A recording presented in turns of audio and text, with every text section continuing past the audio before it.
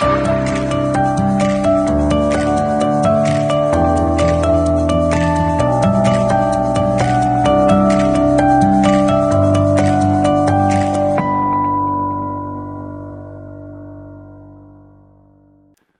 to video number 5, Hygiene and Injection Techniques. I will show you some common techniques for ultrasound-guided injection. If you want to know how to find the target muscle and what preparations are necessary, please watch video 1 to 4.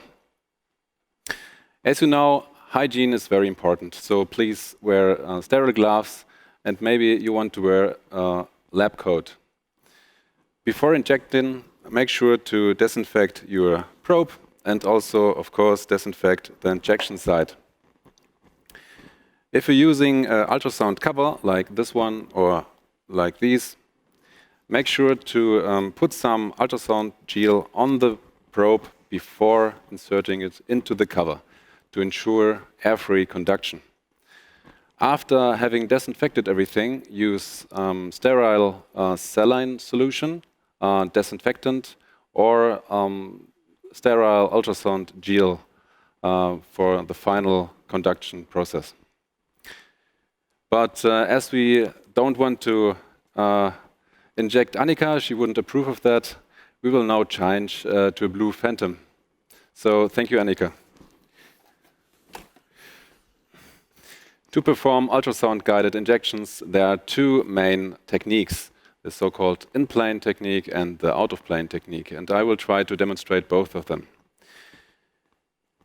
Here's the blue phantom we will use, but you also could use a tofu and insert an olive, for example, for training purpose. Also note that we are using a needle with a relatively low gauge for demonstration purpose. So let's begin with the in-plane technique.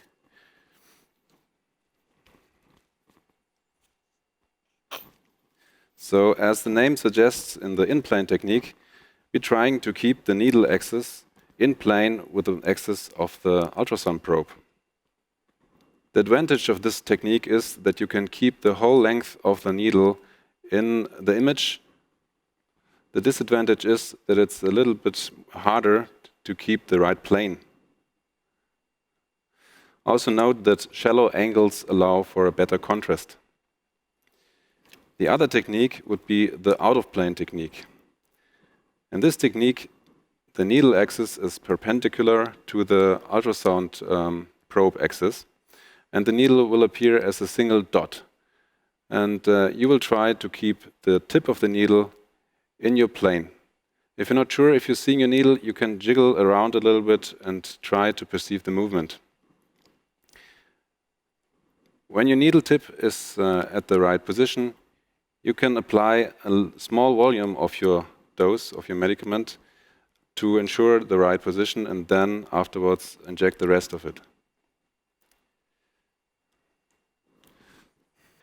As you have just seen, both techniques work just fine. So again, there's no right or wrong. At the end, it comes down to personal preference. Just keep in mind that for some patients and certain situations, one technique could be superior to the other. My advice is to just practice beforehand and to work out which technique suits you best. I hope you could learn something today. Thank you for your attention and goodbye.